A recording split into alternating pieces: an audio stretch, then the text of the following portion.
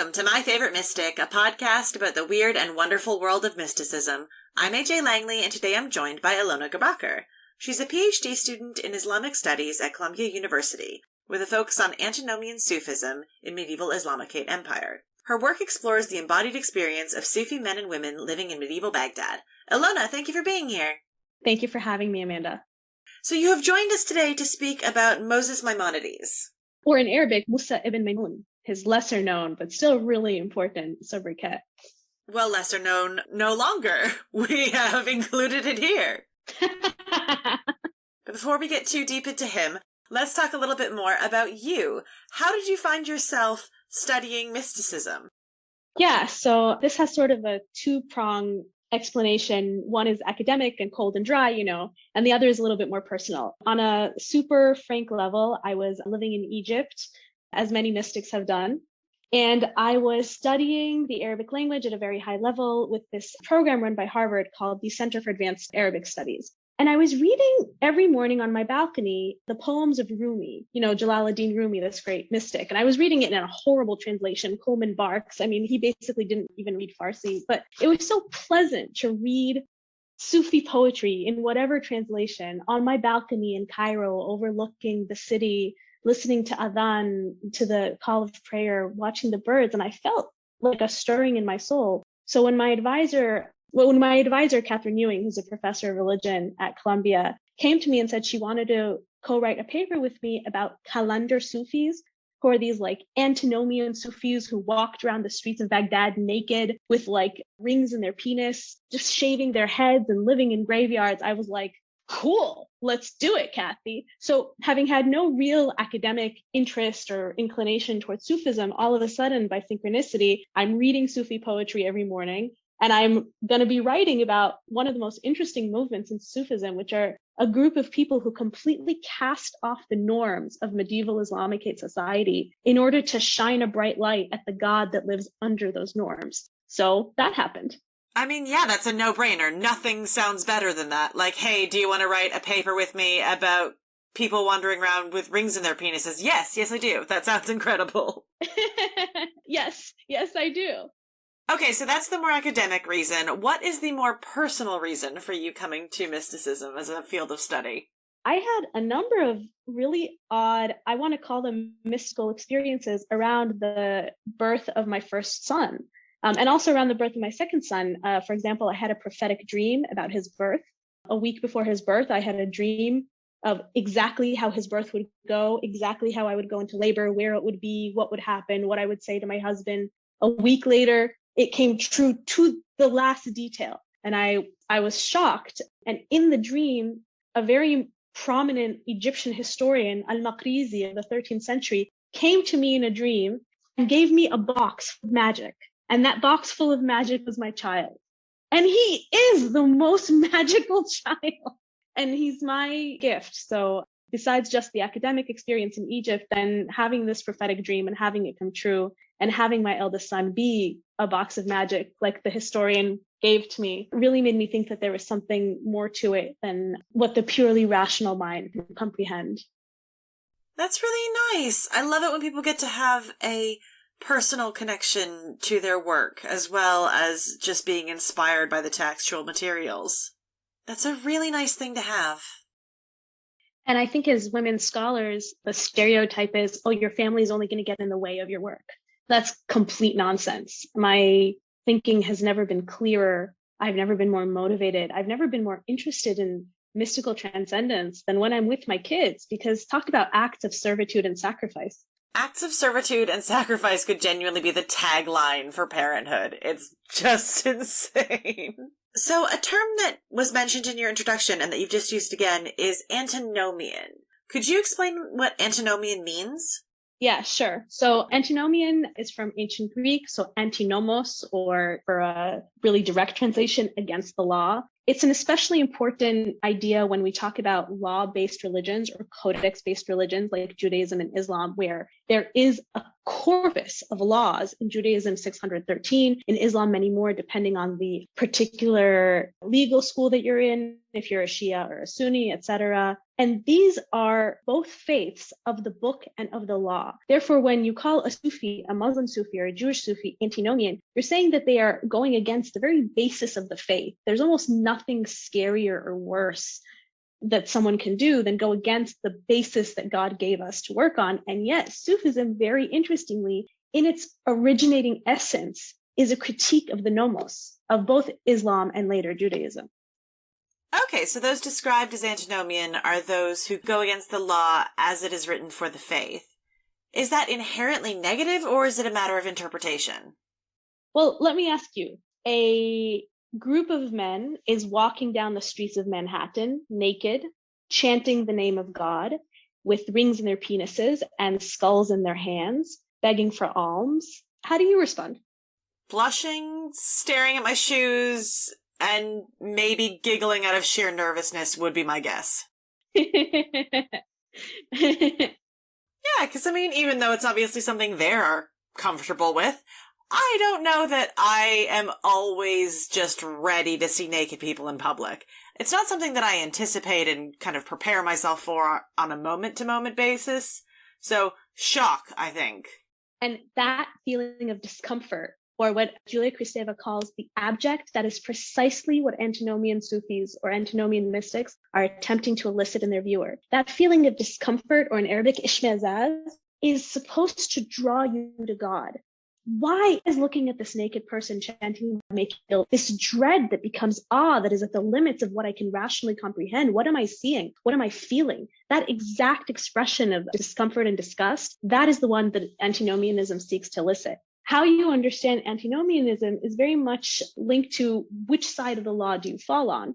Are you yourself a caliph trying to establish order in your city? Are you a policeman trying to make sure that naked men aren't smoking hashish walking down the cities of New York? Well, then you're probably going to be pretty against it. And so antinomian Sufism, particularly in Baghdad under the Abbasid caliphs, was persecuted pretty heavily, culminating in the death of about 70 Sufi mystics, most prominent among them Al-Hallaj, the great Sufi poet who said, Ana al-Haq, I am the truth, the ultimate heresy that he himself is in likeness to God.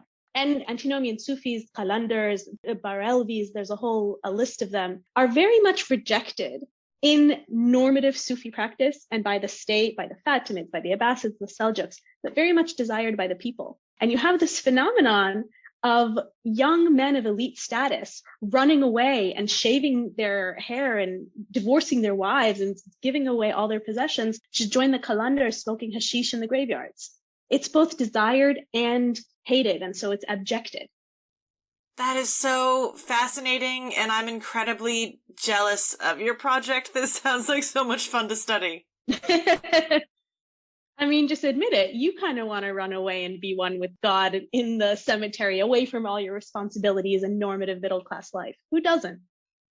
Maybe not a cemetery. Maybe like a beach or some woods. Maybe less public. And not necessarily for religious reasons so much as just like a break would be nice. But I get it. And what you're saying, I need a break, that was a completely legitimate reason to leave normative, courtly, upper class or middle class life. For example, the Qutb ad-Din, the axle of the faith of Islamic mysticism, Al-Ghazali, left Baghdad, where he was like a tenured professor of philosophy, like our equivalent, and for 10 years wandered the Middle East as a mendicant. He took a break from being at the center of political and religious life because he needed it. So do we. Avid listeners of the podcast will remember him from episode 22, where Joseph Lombard joined us to talk about his brother, Ahmed al-Ghazali. Yeah, exactly. But before we get sidetracked into returning to previous mystics, let's talk about Moses Maimonides. So, tell us a little bit about him. So the very first thing I'm going to say is that my calling him a mystic would be a site of much controversy. And he is absolutely not considered a mystic in normative Jewish circles. He's considered the heir of Aristotle, the rationalist par excellence. And I'm going to go into like a nice little discourse on why I think that's complete horseshit. Excellent. Let's do it. So Moses ben Maimonides, Musa ibn Maimon, lived from 1138 to 1204. He was born in Cordoba, worked as a rabbi, physician, and philosopher. He died in Fustat, Egypt, and he was buried in Israel. He was the personal physician of the founder of the Ayyubid dynasty, Saladin, and was in the Sufi circles of Abdul Qadir al-Jilani, the founder of the Qadiriyya order of Sufism. He's considered, as I said earlier, the preeminent rationalist and the man who brought the Jewish integration of Aristotle into being, particularly in one of his major ethical works where he sort of integrates the Nicomachean ethics with the Torah, the Pirkei Avot, the ethics of the fathers. His reputation is such in the Jewish community that it is said from Moses of the Torah to Moses Maimonides, there is no one like Moses. Wow, high praise.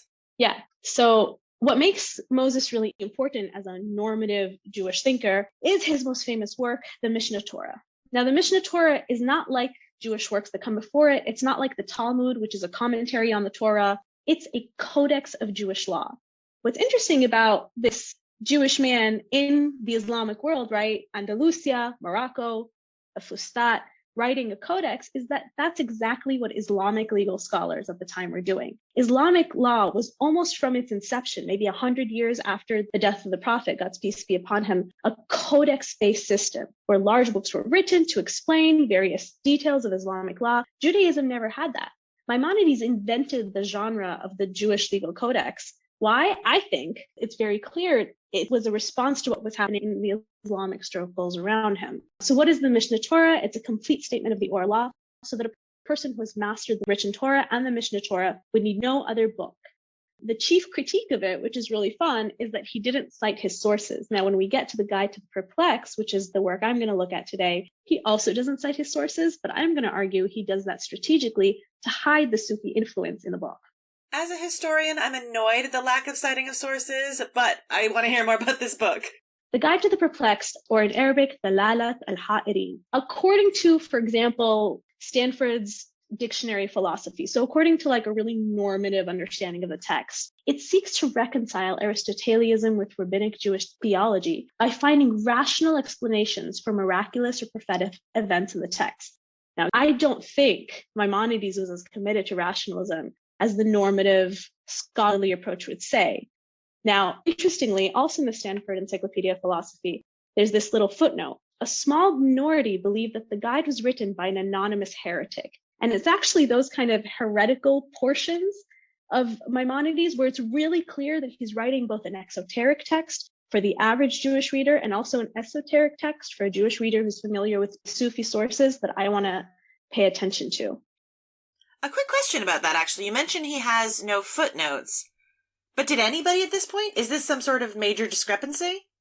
So in the Islamicate life world that Maimonides is living in, there's a very time-tested quotation method called isnad. So when, for example, in a Sufi manual, Suhawadi's Awarif al-Ma'arif, or the Kashaf al-Mahjub of Hujviri, a source is cited, somebody is quoted, you have the chain of recitation. So Muhammad heard this from Abdullah, who heard this from Obadiah, who heard this from Dawood, who heard this from Jacob, who heard this from the mouth of the Prophet himself, sallallahu alaihi wasallam. So there's not only a practice of citations, that practice of citations itself is a subject of much critique. So there are isnads that are daif, weak, there are isnads that are qawi, there are isnads that are up for question. So no, a normative Islamic scholar of the period can't just pull quotes without serious attribution that will be checked up on by other scholars. Did they do it all the time though? Yes, they did. Did they plagiarize from each other all the time? Yes, they did. I like that there was the potential for accountability, but of course they did. Of course they did. It's like reading a work from the 17th century that's just, this is an idea I had, or this came to me in a dream, and it's like, that's not a source. Yes, it is. It is a mystical source. Okay, fine. On that one occasion, for that one genre, I'll take it. Otherwise, no. And the idea that there's this minority of people who think that it was written by an anonymous heretic, I mean, heretical texts are the most interesting texts to me. I really wish that the policy hadn't always been, hey, let's burn these, because I feel like without them we're missing so much. They tell us about people's way of thinking and engaging with the world and the divine and the mind and society, and we just lose them because they're heretical. So I like when some of that essence survives even when it's not a heretical text, but just the idea that it could be considered one tells me that there's so much more to play with here than you would get in a standard Orthodox text. Well, and actually, I love what you're saying because it's so apt for the transition of sources from Judaism to Islam. What's really cool about a substrate of Islamic hadith called the Isra'iliyat is that they're exactly what you're saying. They're heretical knowledge or non-canonic knowledge lost from Judaism, brought into Islam by Jews that were far from the motherland, Jews of Yemen, most likely, Ka'akbar and Wahab bin Munabih, who were hearing these rabbinic stories, frankly, these magical stories, demonology, angelology, and they come into Islam as like accepted theology, but they're actually in part Jewish heresies. So much cool stuff. Okay, let's return to this actual text then. So you've given us what the dictionary wants us to think the text is. Now you tell us about it. What is really happening here? So I'm writing my dissertation about this new genre of Sufi literature that erupts in Baghdad in the 10th century. And very roughly, they're called Sufi instruction manuals. So, for example, the Book of Ascension to the Essential Truths of Sufism, Miraj al-Tashawuf ila Haqa'iq al-Tasawwuf, a lexicon of Sufi terminology. It's literally a how-to manual on how to be a Sufi. These are the things a Sufi does. This is what a Sufi wears. This is how he prays. This is how he reaches, and this is really important, ecstatic mystical trance. I like to call Sufism a technique, a bodily technique of ecstasy. So some Sufis were absolutely using hashish to reach God, usually the antinomian ones like the Qalandars or the Baralvis. But what makes Baghdadi Sufism and later Egyptian Sufism so interesting is that there is a series of techniques written out in these Sufi handbooks, bodily techniques, what we might call like holotropic breathwork, the systematic recitation of the names of God, the whirling dervishes, which is the image that a lot of people maybe in the West have of the Sufi. This whirling, this breathwork, this recitation, all of it was meant to give religionists access to ecstatic mystical states vis-a-vis direct confrontation with God himself. The goal of the Sufi instruction manual and the goal of Sufism itself, I feel I can say this as a scholar of it for 10 years, is direct confrontation with God, being in his presence, or what's called in Arabic, qurb, nearness. Qurb, interestingly, is also the word for relative or family. So being a relative of the divine. So I'm reading these Sufi instruction manuals for my dissertation. God help my dissertation, and it's all very well and good. And then a colleague from my undergraduate university reaches out to me, Professor Kenneth Wolf at St. John's College. He's like, listen, I want to learn to read Judeo-Arabic. Can we read Maimonides? Can we read the Guide to the Perplexed? Sure, let's read the Guide to the Perplexed. Now, I'm a lapsed Jew. I left Judaism at 8. So I didn't know very much about Maimonides, very few preconceptions about who he was supposed to be and what Dalalat al-Ha'irin was supposed to be. And I open it up and I'm reading a couple of pages. Oh my God, listen to this. بإن بواتن أقوال التوراة هي الجوهرة والظاهر كل مثل ليس بالشيء. What am I reading? For the very innermost parts of the words of the Torah are the jewel, and the externalities of it are everything that does not matter. So this language, the language of internality and externality, bawatin wa dhahir, batin and dhahir, and jawhara, the jewel, this is Sufi language. This is exactly when you would open up a Sufi instruction manual and you're opening up the first page and he's going to talk to you about the batin, the interiority of God's word, and the dhahir, the exteriority of God's word, and how the only thing that matters. So a lot of Sufis will use jewel, but it's often lu'lu, the pearl. The only thing that matters in a text is the pearl of wisdom that it allows us to access. I can see another example on the horizon. Let's have it. I'm seeing Sufi mystical language being used. Maybe it's just a coincidence. Maybe it's just how everyone's talking. Okay, all right. Then I get to a space in the guide that I'm going to read to you, a little paragraph, and then I'm going to read you a Sufi instruction manual, and you tell me what you see in it. All right, Maimonides writes in the first chapter of the Guide to the Perplexed. Among us, there is one for whom the lightning flashes time and time again, so that he is always, as it were, in unceasing light. This is the mystic who remains in God, or in Sufi terminology, baqa. He has eradicated his earthly soul, and he lives in God always. Thus night too appears to him in day. That is the degree of the great one among the prophets, to whom it was said, but as for thee, stand thou here by me.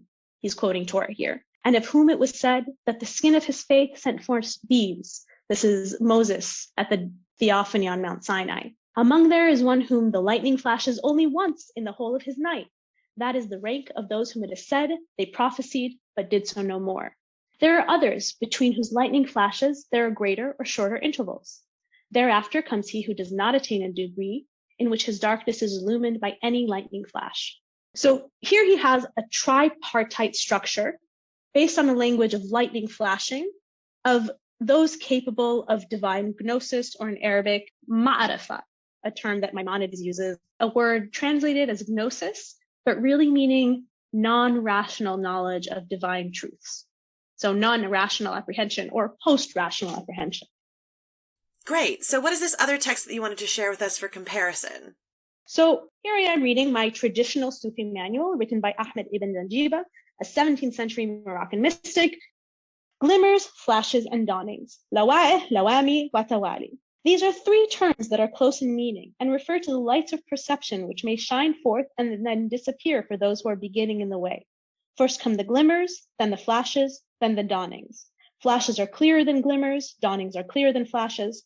Flashes may remain for 2 or 3 hours, glimmers, which are much weaker, vanish. Dawnings, for their part, are longer lasting and more powerful. They dispel darkness and doubt.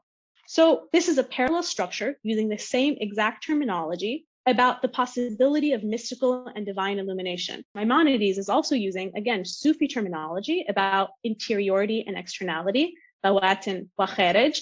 And one of the most exciting but also difficult aspects of reading Sufi texts is the idea of the secret. Everything in a Sufi mystical manual is a secret. So things are revealed and concealed in a kind of flirtation with metaphor and a flirtation with image. That's well known once you're initiated into the text, but it's very difficult to get into when you're just starting out reading the text, like I was a couple years ago. Then we get again to the second chapter of the Guide to the Perplexed. What is Maimonides going to say about the idea of the secret and the idea of reading things openly? For my purpose is that the truths be glimpsed and then again be concealed, so as not to oppose that divine purpose which one cannot possibly oppose, and which one has concealed from the vulgar among the people. This idea of truth being glimpsed and concealed, this is a mainstay of every Sufi manual, and most importantly, this bipartite distinction between Amma Anas, the majority of people, poor dumb ones, and the Khawas, the elect of the people. This is a very Sufi structure, that one tells one's secrets with a wink to the elite, but one concealed these secrets from the majority of people. So we have several places just in the first chapter of the Perplexed where he's using explicit Sufi structures, where he's using explicitly Sufi language, and he himself is telling us, for my purpose is that the truths be glimpsed and then again be concealed, so as not to oppose that divine purpose, which one cannot possibly oppose, and which one has concealed from the vulgar among the people. So every week, I'm more and more shocked at the ways in which, one, there is a clear influence or a clear use of Sufi terminologies, ideas, and language. And also, when I do go to the normative scholarship, or when I do talk to religious Jews about Maimonides and the Guide to the Perplexed, Maimonides is a rationalist, he's anti-mystical, he has no influence from the Muslims. And I'm really perplexed at what I'm reading and what I'm hearing about in the sort of normative sources. So then I start doing a little bit more scholarly digging. And I go to this scholar, David Blumenthal, who writes about Maimonides as a philosophical mystic. He's saying that Maimonides must properly be considered among the mystics. And the reason that he's not properly considered among the mystics is because Judaism, as a field of study in the 19th century German academy, what was called Wissenschaft des Judentum, was attempting to show itself as a rationalist religion equal to the rationalist demands of the Enlightenment. So a lot of the mystical aspects of Judaism were written out as being lowly, inferior, traditional. They were abjected, again, to use the words of Kristeva, and to elevate Maimonides as the rationalist par excellence and as he who brought Aristotle and Greek thought into accord with Jewish law was very much one of the goals. You're not going to call the founding father of rationalist Judaism a mystic if what you're trying to do is prove to the German Academy that you too, even you Semites, can be rational, just like those nice rational Germans. Now, we know how that turned out for the Jews, unfortunately. We were unable to prove our rationalist Enlightenment credentials to the satisfaction of the Germans, and were abjected or excised from the European political body. But what's funny, what's interesting, what I love is what's happening now in this last maybe 30, 40 years in Jewish studies is that the Wissenschaft des Judentums focus on rationalism is being objected itself. And Jews and scholars alike, lay people and academics, are beginning to look at Jewish mystical texts and rethink and reweave them into both normative Jewish life and Jewish history. That's been really exciting. And that's what I hope this project could do, reading the guide as a Sufi instruction manual for Maimonides. It can help both recover his mystical legacy that David Blumenthal talks about, but also recover the Islamicate aspect of his text. And the Islamicate aspect is what you work on and obviously feel is a very prominent aspect of his work. You could not be closer to power in the 12th century than Maimonides. He was the court physician of Saladin. He was as close to Islamic power as you could be without being on the throne himself. He was the right hand of the throne. He was an advisor. He sat with the mystics. He sat with the founder of the Qadiriya order. We must look at Maimonides through this Islamicate lens if we're going to understand him fully. That makes total sense. So this idea that he's a mystic is slightly controversial. So how does mysticism and mystical thinking work in this text? Where does it appear? He does not deny the possibility of transrational experience. In fact, he seeks it out. The entire third book of the Guide to the Perplexed is about prophecy and the possibility of the Jewish return to prophecy. What is prophecy in this context?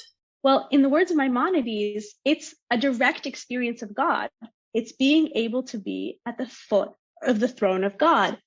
And Maimonides does not give us a method necessarily. All he tells us is that Jews have lost the ability to prophecy. We've lost the ability to become close to God. And that was our punishment during the exile. Wait, the idea that this has been lost. Why?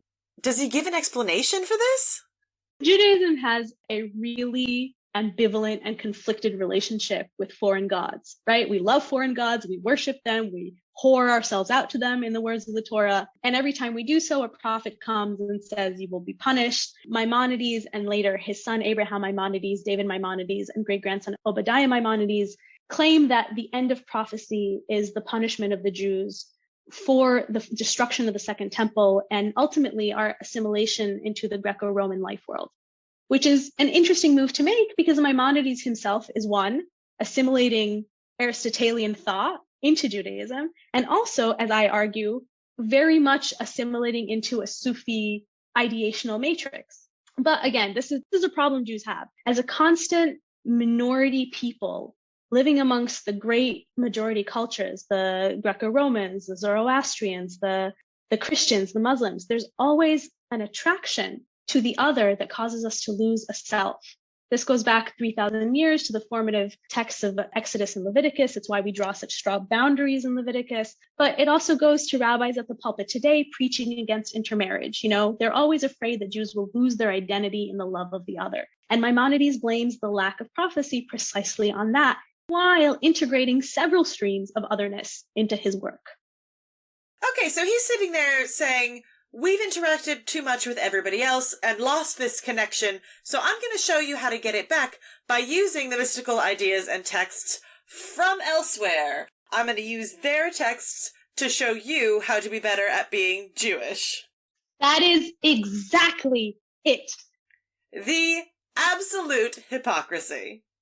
In the thought of Maimonides, the idea that Sufism is the way that we return to prophetic ability. This is implicit, I'm arguing, in the Guide to the Perplexed. His son Abraham Maimonides makes all of this explicit in his major work, Kitab Kifayat al-Abidin, the book of the requirements of the servants of God, where he seeks to reformulate Jewish worship alongside more Islamic lines: prostration, kneeling while praying, the ritual washing of the feet before worship, and the arrangement of worshipers in orderly rows. Now, enter a mosque. This is exactly what Muslim worship looks like.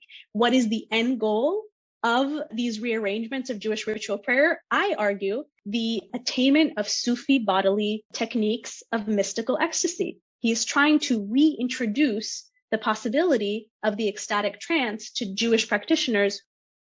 So what's interesting about Abraham Maimonides is even Jewish scholars are comfortable calling him a Jewish Sufi. He's known as the founder of Jewish Sufism, or what's called pietism, in Hebrew Hasidism, not the Hasidism of 15th and 16th century Russia, but their own version of attempting to purify Jewish ritual. Now, you said something really incisive, that Maimonides is attempting to renew Judaism through Sufi practice, aka use the other to establish the self. Maimonides does the same thing with Aristotle, right? Using an other, an ultimate other. The Greek was the ultimate other for the Jews for 1,000 years in order to justify and normatize certain aspects of Jewish practice. How does he make sense of this? And how do his descendants make sense of this? This is an interesting moment. The Sufis are actually Jews, and Sufi practice is actually Jewish practice. The prophets were actually philosophers. Aristotle got it from the Jews first. So here's a line of circular reasoning that was done also by Philo of Alexandria in his History of the Jews, of making Jewish thought the foundational thought of any movement that Jews want to take into Judaism itself. So Aristotle got the knowledge of rationalist philosophy from the prophet Moses, for example. And in the work of Maimonides, and again, in the work of Moses Maimonides, this is all implicit, and this is my argument. In the work of Abraham Maimonides, this is made very explicit. Sufi worship is Jewish worship that was forgotten by the Jews. So you're not a hypocrite if they were copying you in the first place. That's exactly right. Judaism is the foundation for Sufi practice. We just forgot it. When we were wandering in the desert, we forgot our true nature. And the Muslims have reminded us. And Moses Maimonides had an enormous appreciation of Islam. He called Islam the true monotheism as opposed to Christianity. And he thought that it was only the Jews of the Islamicate world who could be truly Jewish because they lived with true monotheists who reminded Jews themselves of the origins of their faith, as opposed to the Jews of, for example, France or Spain, who lived in the Christian majority, who could not be true Jews because they lived among the polytheists, which he considered the Christians to be. And that is so interesting because definition of the self against the other is so common and mostly profoundly negative. But here it is done in such a positive light of we can learn and relearn from these practices how to be better at being who we were, to rejuvenate Judaism and bring back prophecy and bring back this ability for greater connection through the Sufi practices that he's seeing in the Islamic world. I mean, I actually think the stakes are much higher than that. I think what Abraham Maimonides and Moses Maimonides are both saying in the idea that certain practices can lead to the return to prophecy is that taking on Sufi bodily praxis is a way to bring about the Messiah and the culmination of the Jewish faith. Like, this is big, right? It is only by taking on Sufi forms of worship and prayer that Jews themselves can be true Jews in such a way that prophecy returns to them, the Messiah comes, and heaven on earth is accomplished. That is a lot of pressure. And that's a beautiful and very rare move. And I cannot imagine that being done by any other faith. Absolutely. And I actually think it speaks a lot to what you're saying about the importance of looking at his work and his life through this Islamicate lens as well, because putting so much faith in these practices shows the efficacy that he saw in them and his actual immersion in that world and how that increased his own understanding of faith more generally. Now, the goal of reestablishing this connection and this seeking out of prophecy, what does that look like in the text? How do you actually achieve that? You mentioned some things about ritualistic practices earlier, but what does it look like in the work and who is it open to? Yeah, these are great questions. You will not be surprised to know that the structure that Maimonides gives us is very similar to the structure that a Sufi instruction manual would give us for being able to reach prophetic states. So the very first example is purification of the soul through ritual practice. That is the foundation for both Maimonides and the Guide to the Perplexed, and the foundation for Sufis. And this is where antinomianism becomes really a problem, because the base of both mystical traditions is the nomos. You must master the law before you can reach to God. The second step is knowledge.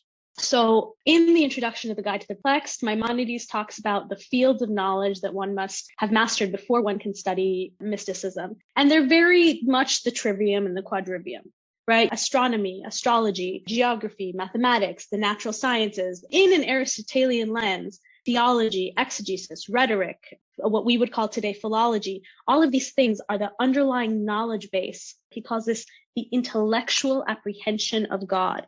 The next step up the ladder is mahabbat lillah, again, a very Sufi formulation, love for God. Post-intellect is love. This is where people who call Maimonides a strict rationalist or a strict Aristotelian get him totally wrong. They're not reading their own text, because what he's calling for is mahabbatillah, an emotional, I would say, ecstatic experience of divine love. The third and final stage is the stage of pleasure. It's when, in Sufi formulation called baqa, when you rest in God in all your doings, and you are flooded with exaltation. So is anyone able to achieve these stages and follow these steps, provided that they are able to learn how to make this connection in the first place? And indeed even, I suppose, understand that it's something that is an important connection to make?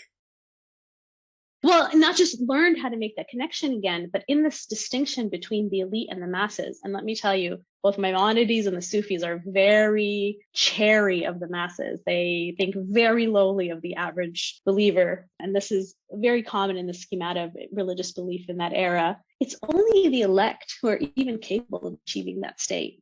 It's only an elect person who can even step on the first step of the ladder. Of course it is. I know. That's how I feel. Of course, they're only men. They're only upperclassmen. They're only literate men. They're only men of lineage, right? So good family. So, the medieval Jewish equivalent of rich, straight white men. I never understand it. If you're so eager to bring about the Messiah and bring peace on earth, you should probably let more people try. Just let them try. Don't be so limiting in who's allowed to try and reach this kind of transcendence. Anyway, we have unfortunately run to the end of our time, and I feel like we've barely scratched the surface. But before we end the episode, I need to come back to the main question of the podcast, which is, Ilona, why is Moses Maimonides your favorite mystic? Because people don't think he's a mystic. And when people do think he's a mystic, like David Blumenthal, they certainly don't talk about the ways in which he's an Islamic mystic. That's a part of Judaism and a part of Maimonides himself that has been abjected. And you know what I like to do? I like to be a shit stirrer and look at the places in Judaism that we don't want to look at, those parts that we're indebted to, like Islam, like Sufism, like the Middle East, and see how much our own normative practice comes from the Islamic life world. And I can't blame you when this is the kind of stuff you find. And this is a really specific response to studying, quote, normative Jewish history at the Hebrew University of Jerusalem when I was doing a fellowship there. And I was sitting in the class on the first day and I saw the syllabus, and the syllabus did not include any Jewish thinkers from the Middle East as I'm studying Jewish thought in the Middle East. And I left the class after that day because what I realized is that an important part of the Jewish life world post the foundation of Israel has been excising the Islamic and the Muslim from ourself, and not allowing that part of ourself, and particularly as we see in the work of Ibn Maimonides, that part of ourself that needs or craves the Islamic other, to be a part of normative Jewish studies. And that really frustrates me. And so you're not only making a really strong argument against the continuation of that, but also that one of the key thinkers that they point to was actually arguing against this actively in his own time. That's exactly right. That the only way to be a minority people in a minority culture is to take in the best of their ideational matrix and make it your own. And this is what Jewish Sufism does. And now I'm realizing if I had to claim a religious identity, it would probably be that. And on that note, Ilona, thank you so much for joining me today and for telling me all about Moses Maimonides. Thank you so much for having me. This was lovely. And thank you all for listening. You can follow us on Twitter at MyFaveMystic, and join me next time when I speak to Sam Doubleman about Nicholas of Cusa.